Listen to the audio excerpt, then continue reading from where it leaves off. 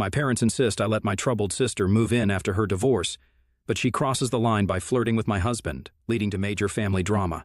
I, 25 female, have a twin sister, Becky. She and I were close growing up, but something just went very wrong when she was a teenager. Becky was an exceptionally bright student, while I was quite average, so in 8th grade she was offered a scholarship opportunity from a really reputed institution for gifted kids like her, and she wanted to accept. The only problem was that the high school she was supposed to attend was way out of town, and the commute itself would take up more than an hour every day. We could have let her live on campus, but Becky wasn't fine with it because she said she didn't like the idea of living on campus. So, after a lot of deliberation, my parents decided that she could live with our aunt, my father's sister. My aunt didn't have any kids of her own and had never married, so my father had been a little wary of sending Becky to live with her, since he wasn't sure if she would be able to handle the responsibility. But my aunt herself had volunteered to take Becky in and let her live with her so she could attend the school she wanted to and wouldn't jeopardize her future. And that's how Becky ended up living with my aunt for high school, while I continued to live with my parents. She would come back for the holidays, and we would all visit her whenever we had the time. For the first couple of months, everything was going fine, and she would tell us that she was having the time of her life at her new school since everybody was like-minded, and she was finally being challenged. I was really happy for her because I wanted her to succeed. I had never been one of those typically jealous kids. I just wanted everyone to be happy, and I guess that still remains the same. So initially, when she would tell me about her school and her new friends, I would be happy for her, and she wouldn't make a big deal out of it either. She would just mention it casually in conversation, but over time that started to change, and it felt like she was trying to rub it in my face and make me feel bad about it. For a while, I thought that I was just reading too much into it, but then there were a lot of other negative changes in her behavior as well, which my parents also picked up on gradually. That made me think that maybe I wasn't reading too much into this, and something was going really wrong with Becky.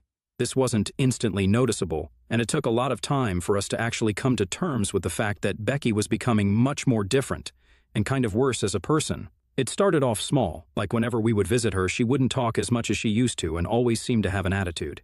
But we brushed it off, thinking that she was probably just stressed and tired from school and needed time to herself. My aunt also said the same thing, and we were satisfied with that explanation. But then more time passed, and she would get snappy and cranky at us for absolutely no reason. My parents were also told that her grades were slipping and she was becoming quite troublesome to have in class. That was in her junior year, and that's the point around which my parents really started to get worried. They had been talking about bringing her back home for quite some time, but she was straight up refusing to come back because she wanted to be amongst people like her and didn't think that she would ever fit into the high school that I went to, which was quite an insult for me, if I'm being honest. Anyway, the final straw was when my parents were contacted in the middle of the night by my aunt, and she claimed that Becky had stolen a bunch of cash and disappeared. There was a police search, and she was found just half an hour after the phone call trying to purchase drinks, even though she was underage. She was let off with a warning, but my parents decided that they had had enough, and it was time to bring her home. Becky was very unhappy about it and made sure that she put up a really good fight. She was even more rebellious than she had been before. She protested a lot, but my parents had enough, and they forced her to come back with us and start attending the same high school that I used to go to. They also pushed her into therapy because clearly something had gone wrong while she had been living with my aunt. At first, we had honestly assumed that she hadn't been able to compete with the kids at her school and had finally snapped and broken down because when she came back, she was really difficult to deal with. She refused to cooperate with anyone, be it our parents or even the teachers at our school. She would be nasty to our classmates and would constantly skip class, and even though I couldn't prove it to my parents, I had seen her smoking a little distance away from the school building several times. She had turned into the complete opposite of what she used to be, and it had been a slow but drastic change. So, of course, my parents thought that therapy would be the best way to go forward so we could at least get to the bottom of what really had gone wrong while she was living with my aunt. We had expected the problem to be the school or bullying, but unfortunately, it turned out to be my aunt herself. So, apparently, my aunt was what one could refer to as a helicopter parent. While in therapy, Becky was able to open up, and she claimed our aunt was really overbearing and simply too controlling. She would pretend to be normal whenever we came around to visit her, but the second that we left, she would turn back into her usual self and try to control every single aspect of her life. She said that she was forced to study every single second that she was at home because everything else was apparently just a waste of time. She was not allowed to go out with her friends or do anything apart from studying while she was at home. Even when she would have lunch or dinner, my aunt insisted on playing something educational instead of letting her watch something fun. It was really frustrating for her, so she started to act out in other ways. But she wasn't willing to come back to us either because that would mean giving up on the opportunity of a lifetime. And she didn't want to go to a normal public school because that would mean demeaning her own capabilities. Our aunt had told her several times that apparently our grandparents had never recognized her talent or intellect, even though she had also been a gifted child. Because her parents had never recognized that she was special and different, they never treated her differently either, and she ended up with a boring job that didn't even pay enough. She claimed that she could have been doing so much better if her parents had actually bothered to put in the time and effort to do something about how intelligent she was and invested in her. She had drilled the fear of failure into Becky and made her very paranoid, which is why she had refused to come back home with us the first time around. She believed that if she gave up on this school, it would spell nothing but failure for her in the future, and so she tried to keep up, but the pressure was just getting to her. She started thinking about drinking and sneaking off to go out with her friends to let off some steam, but she got caught in the process, and now she was back here with us. She said that she regretted everything because she had let go of a brilliant opportunity to actually make something of herself, and now she knew that she was doomed to failure. So she didn't even see the point of trying to do better anymore, and had completely given up on herself. It was clear to us after that our aunt had really done a number on her, but the worst part was when a couple of years passed with minimal improvement in her behavior, and Becky was then diagnosed with narcissistic personality disorder. I couldn't say that I was surprised, but it was heartbreaking to know that our aunt had actually led to her developing such a serious disorder that was going to affect her for the rest of her life. Our parents were obviously devastated because they blamed themselves for even allowing our aunt to take over and letting Becky stay with her. However, I didn't think it was completely their fault because they had noticed all the signs and tried to get Becky back home, but she was the one who had refused. Also, our aunt pretended to be really normal and was good at it whenever we were around, so there was no way that we could have found out unless Becky herself told us about it. They even filed a lawsuit against her to try and get her to pay us for the damage that she had caused and actually won. All that money went into Becky's treatment because she needed intensive therapy for several years. She managed to graduate from high school with great difficulty, but couldn't go to college because she was not in the correct condition, and my parents didn't want to risk anything by sending her away again. She refused to attend community college, so she continued to live with our parents. Until a few years ago, she started dating this guy called Toby, who moved in next door by himself after our old neighbors sold their house and moved away. He knew everything about her because our parents felt like it was their duty to tell him when they noticed that Becky was growing closer to him and often found her making excuses to speak to him. He was actually a really kind and compassionate person who genuinely seemed to like her. He didn't even care about her diagnosis and reassured my parents that he really liked her and wanted to go out with her in spite of everything that he had been told. My parents weren't exactly on board with it, but Becky convinced them to let her move in with him after they had been dating for a couple of months. It certainly helped that he lived next door, and my parents could always just pop in to make sure that she was doing all right. So they agreed after a while because it was getting really difficult to justify keeping a full-grown adult woman under their constant supervision. Becky ended up moving in with Toby, and my parents continued to try and make sure she wasn't doing anything to jeopardize her future and her relationship. They had also found her a job in a friend's startup company as a receptionist around the same time because she was apparently getting sick of being stuck at home. They found her the receptionist job so that it could be something low pressure for her to start with, and she could eventually work her way up. Everything was going great for her. After almost a year of living together, they decided to get married, and since they were already living together, my parents agreed because they thought that this would do a lot of good for her. She even quit her job to be a full-time stay-at-home wife.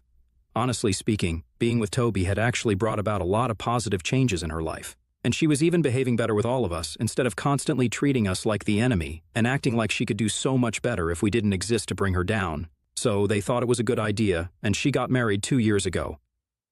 I only just got married last year to my boyfriend, whom I've been with for almost 7 years. We met in our first year of college and have been inseparable since then.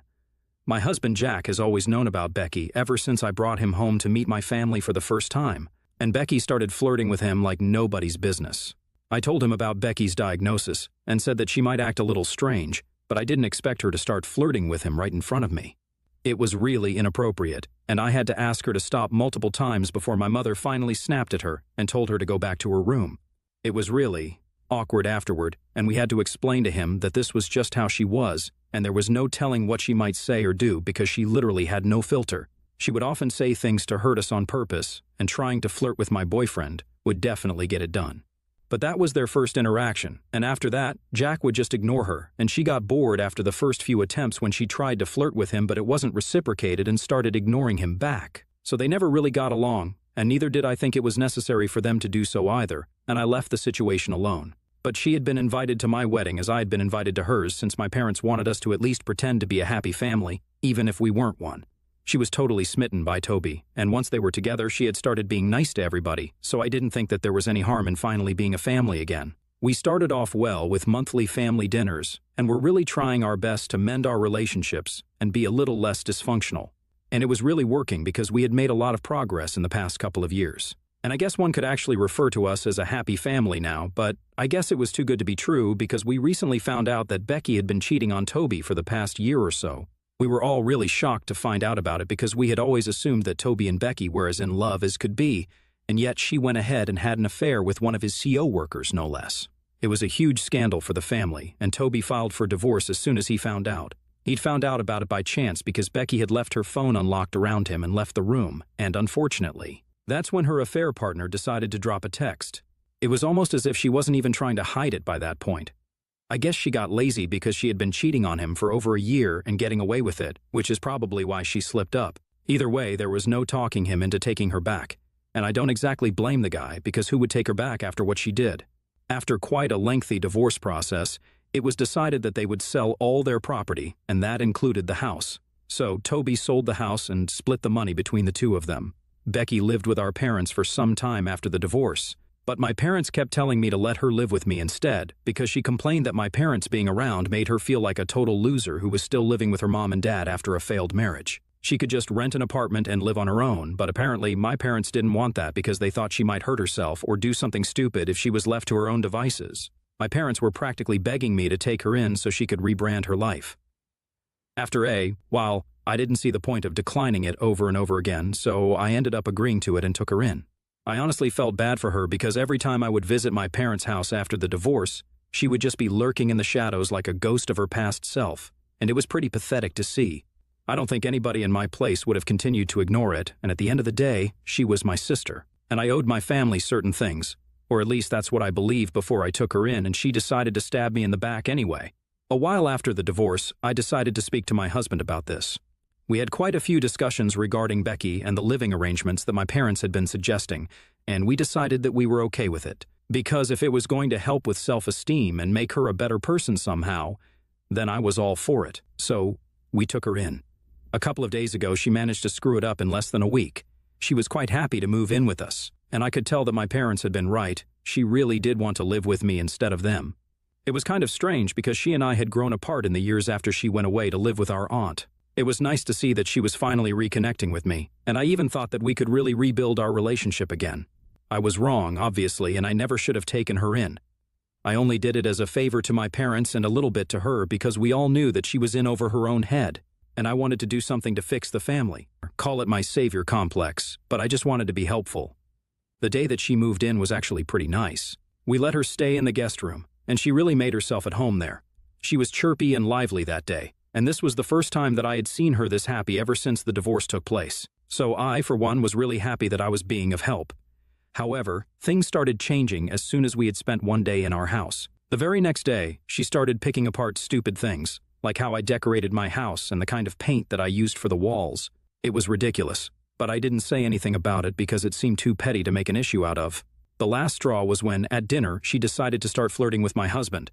I'm not even kidding, it was like full-on flirting, and she didn't even seem to care that I was sitting right there. She kept asking him weird questions and making googly eyes at him throughout dinner, and I could tell that he was really uncomfortable, as was I. On more than one occasion, she brushed her hand against his on purpose, when there was really no need to. I was actually speechless, and my husband and I left the dinner table as soon as we could without even bothering to finish our dinner. We went to our room for a bit and immediately decided that she had to go because there was no way that I was letting Becky live under my roof and flirt with my husband. It was just not going to happen, and she would just have to go back to living with our parents. If that affected her mental health, then tough. But that's not my problem because she's not my daughter. I tried to do something nice for the family by taking in a nutcase like her, but obviously there is no fixing people like this because they're always just going to be ungrateful. I should have known that, but I guess the human part of me really did feel bad for her and wanted to make her feel better because she is my sister. After we were done with dinner and our conversation, I called my parents and told them what had happened. I expected them to be just as outraged as I was and demand I send her back immediately. A third move back to her parents' place would just be devastating for her, and she would go back to moping and sulking all the time. They didn't want that for her and told me that I could either just deal with it or I could let her have this house and move somewhere else. I didn't even know what they meant by let her have this house because that's not how things work. You can't just let people have things that don't belong to them, and that applies to both husbands and houses. Anyway, I told my parents that they were being ridiculous and they had to take her back in, but my parents said that I was overreacting and that it was apparently no big deal because as long as I trusted my husband, I had nothing to worry about. As for my sister, she was going through a really difficult time, and I should just overlook all the strange things that she was going to say or do and just keep her around because, as part of the family, I owe this to them, and I have to help out. That's when I snapped at them and told them that I didn't really owe them anything because this was their daughter, not mine, and it was their responsibility to take care of her. Earlier, I did think that I owed them something, which is why I brought her in, but now that it backfired, I wasn't going to entertain it anymore. It just didn't make sense. My parents and I went back and forth for a couple of minutes, after which they told me that I could either get a new home or just put up with my sister because I had already taken her in and they were not going to force Becky to relocate once more just because I was insecure. And then they hung up without giving me a chance to reply. My husband and I were really mad because this was insanely entitled, and I couldn't believe that they actually thought that this was going to work. We went back out into the living room where Becky was and decided to tell her that the way she had behaved was extremely inappropriate and we were not comfortable with her living with us anymore.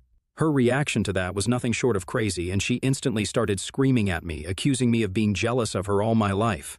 She said that the only reason she had even wanted to move in with us was because she wanted to be closer to my husband and not me. Apparently, she had seen the way he used to look at her whenever we would come over during or even after the divorce, and she knew that he wanted to make a move, but I was the only one who stopped him from doing that. So, she had taken it upon herself to move in with us and make it easier for him to confess his feelings. My husband and I were actually dumbstruck when she said that because of the sheer incredulity of it. A few seconds later, my husband told her to get out and never come back, and that's when she seemed really surprised because she hadn't seen this coming. She tried to seem indignant and said that she knew what she had witnessed, and he was only trying to cover up his tracks now because he didn't want to mess things up with me.